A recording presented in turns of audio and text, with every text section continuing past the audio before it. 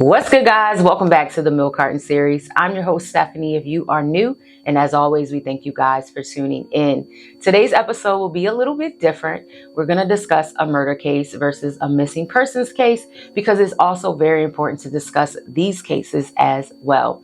I kind of like telling you guys, because I've been doing this recently, where I tell you guys where I found these stories and why I actually chose them. Now, when I found 8-year-old Malakia Logan's story, it really touched my heart because I have an 8-year-old. And not only that, I feel like because our story is still unresolved, I feel like maybe this can do a little bit more. Hey, I'm only a small person, but guess what? I have big dreams, okay? So let's get into today's episode. 8-year-old Malakia Logan was born on August 1st, 1979 to the parents Richard and Bernita Logan in Greenwood, South Carolina. Now, Richard was a mayor in a small town of Saluda, South Carolina, and Bernita was actually a school teacher at a local middle school. Now, they weren't together, but they did have a beautiful family, and Malakia also had a sister named Renee. Her family does call her Kia, so in this video, I will be saying Kia just so I don't butcher her name. On May 15th, 1988, Kia and her sister Renee were outside playing at a local basketball court park. Y'all know how it is. You live in an apartment complex and you're excited to go hang out with your friends. I did this all the time. And I think about my childhood and how I loved outside. Baby, different times, different times. So Kia and her sister were playing, and about 8:15, Kia decided she wanted to go home. Now, their apartment complex where she lived with her mother and sister was about 300 yards from the park. So it wasn't too far, and she had her bicycle. So she gets on her bicycle and heads back to the apartment. But sadly, that would be the last time that anyone would see Kia alive. Now, about 15 to 20 minutes later, Renee decides she's going to go home too. But the thing about this is when she gets home, Kia's not there.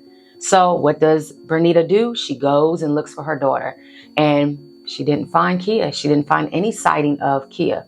Now, at this point, you're panicking, you're worrying, you're trying to figure out where your daughter is. It's in the evening. It's getting late. It's time for bed at this point, right? So she calls the local police department, and this is when the investigation begins for Kia. Now, the one thing that I admire as I begin to read about Kia's story is how the beginning of the investigation took place. Now, when Bernita called the police department about a missing child, a bulletin was posted immediately, and this had the description of Kia, what she last had on, all that information. And this is when the sheriff on duty, he actually came to their home and spent the night to see if Kia was being taken for ransom, because you think about it, her father is a local mayor. So you just never really know what people's intentions are regarding you, your children, your family. Even if you are not with your ex-wife, your family that you have, whether you're with them or not, are collateral damage. So in my mind, I feel like law enforcement felt like maybe this is why Kia has disappeared. There was an initial search around the apartment area looking for Kia, and sadly, the only thing that they found was Kia's bicycle. And her bicycle was found in the parking lot, but there was no other clues to determine what may or may have had happened to Kia. So on the next day, May 16th, the community comes together, y'all, like law enforcement, everyone, to search for Kia. About 75 people, y'all. They search and canvass the area all around the apartment complex. But sadly, there was no new information that turned up regarding Kia's disappearance. So the director of the Greenwood Emergency Preparedness Program decided to cease looking for Kia because they did not find any new evidence, and they wanted to await local law enforcement's further actions to see maybe if any new evidence would turn up regarding Kia's disappearance. On May 18th, law enforcement decides to release a statement regarding 2 suspects that they want to investigate that may have seen Kia on the night that she actually disappeared. So the first man was listed as being Caucasian, having gray hair, and he was older in age, and he had a blue utility type van with tinted windows. Now, law enforcement did not think that this first person of interest was who they were looking for, they kind of were leaning more towards the second individual. So the second individual was listed as being around 35 and 40. He was at height about 5'8", 5'9", weighing around 250 pounds, also a Caucasian male. They also said like his facial features was kind of very pointy in look wise, and that he had brownish to like sun streak type hair, which is crazy. The good thing about it is law enforcement was able to get a composite sketch drawn up, and they were able to release it to the public to see if anyone had ever seen this person. They also released the vehicle that he may have been driving in, which was around a 1970s dark blue to black Chevrolet Monte Carlo. Now, witnesses state that they did not see Kia engaging with these men or getting into a vehicle, which made it very extremely hard on her mom. You know, her mom is crying out that they don't harm, you know, her baby, which is any mother's doing. This is what any mother would do or say, to just let their baby go. There was a reward set up, which was called the Malakia Logan Fund, which raised about $20,000 from individuals being in Greenwood and other counties and local areas. And this was set up by Tuck Wooten, who was the head of AMN Tuck Inc. And this would kind of help to gather more information regarding her disappearance what's really brought me to sadness was how her mother did not want to leave the phone, because she was waiting each and every day for new information to turn up regarding the disappearance of her daughter. On October 1st, 1990, a deer hunter was walking along a wooded pasture area at the U.S. Service Forest property in Newberry, South Carolina. And this is where he located a human skull. And he decided to call local law enforcement. And the crazy thing about it is it was about 35 miles from Greenwood, where Kia actually disappeared from. Law enforcement began to canvass the area, but sadly, they did not find any other human remains. And that made me so sad, because I was like, oh my goodness. But you think about it, when you drop a body in a wooded area with animals, it's very likely that they took the remaining parts of her body, or this person who may have done it separated her remains, if you know what I mean. So this is where it kind of gets really crazy in my mind, because they begin to send off the human skull to forensic anthropologists to figure out if this is in fact Kia's human skull. They even did dental records. Like, it was a process, y'all, in order to find out if this was Kia. Like, in 1993, her skull was sent to DC to the Smithsonian to figure out if they could identify who this was, because previously they could not determine if this was Kia even through dental records, y'all. Isn't that sad and terrible? But in 1996, they were able to figure out who this human skull belonged to. So in 1996, Newberry County investigators sent the human skull off to a local genetics lab. That way they could test by the mitochondria, y'all, in order to figure out if this was Kia's skull. Do you know how crazy that is? And thank God for the advancement of technology. So they were able to obtain the DNA from her parents, and they were able to, in fact, find out if this was Kia. But it would take additional years in order to actually like truly solidify if this was Kia, because they had to send it off to the FBI. And 1998, they found out that this was in fact Kia's human skull. Cannot imagine, y'all. Like, that is crazy and absurd to me. So law enforcement believed that Kia was taken from Greenwood, and then her body was dumped into that Newberry County area, 35 miles away. 35 miles away. This is where in the story I was like, what? Like, we even had to deal with this back in the day. So between 1995, right, all the way up until 1996, law enforcement in Georgia, all the way to Florida, y'all, was researching and investigating the string of disappearances that occurred regarding Black children on a state highway, or like homes being near like this highway. And the thing about it is, there were 6 individuals that were taken, right? Abducted, sexually assaulted, and then dropped off. And all of these individuals gave the same description of a male, right? Besides one individual that was not assaulted, they also gave the same description of this man. Crazy as hell, y'all. But the thing about it is, they all had the same description of the guy, right? But law enforcement said the only inconsistencies was, of course, the day, the time, and the different type of vehicle that they were abducted in. But it's easy to get a car. It's easy to switch things up, baby. You can ask somebody for their car. You get what I'm saying? So it just led me to say, oh my God, what if this is the person that got Kia, right? So, like I said, they all gave the same description of the same man, y'all. They all said he had gray, subtle hair. He had pointed features. He was a Caucasian male, and he had like a dragon tattoo, right? Crazy as I don't know what. But those are descriptions that you can piece together. If 6 people are saying that this person is who you looking for, come on now. So it was not long for law enforcement to have this man, who was 52-year-old Charles Wade Hampton, in their radar. He was a maintenance worker, and he got around a lot.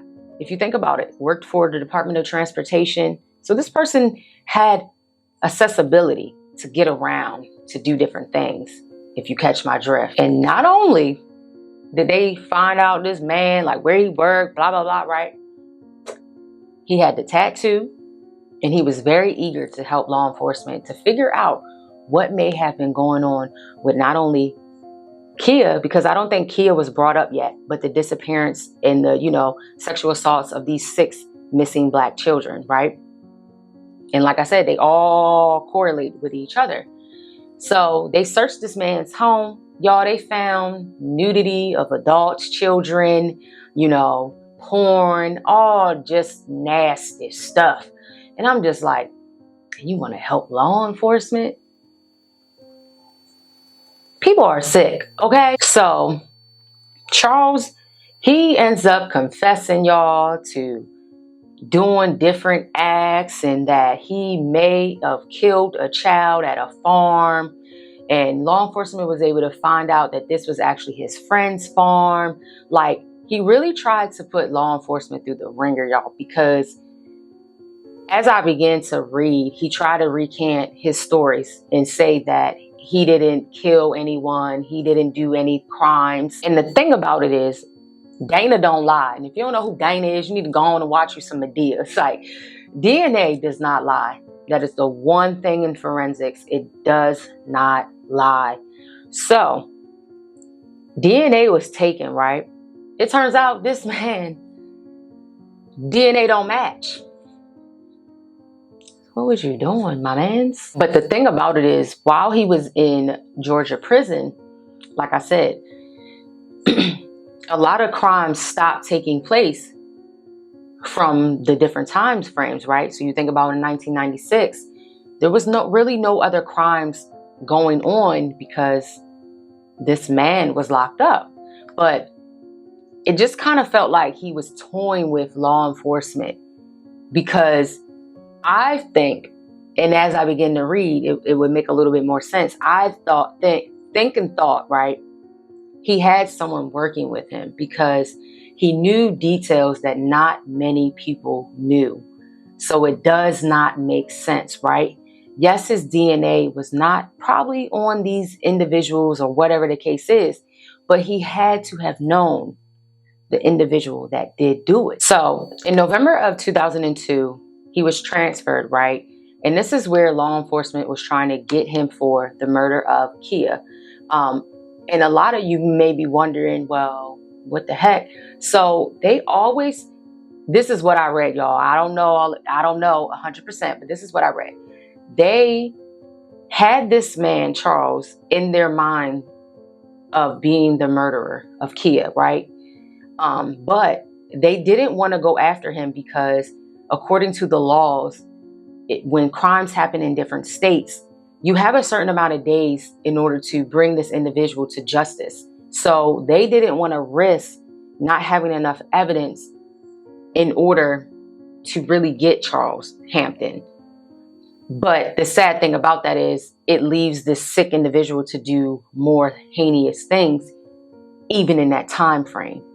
You know what I mean? But that's just what I read, y'all. And I was like, dang.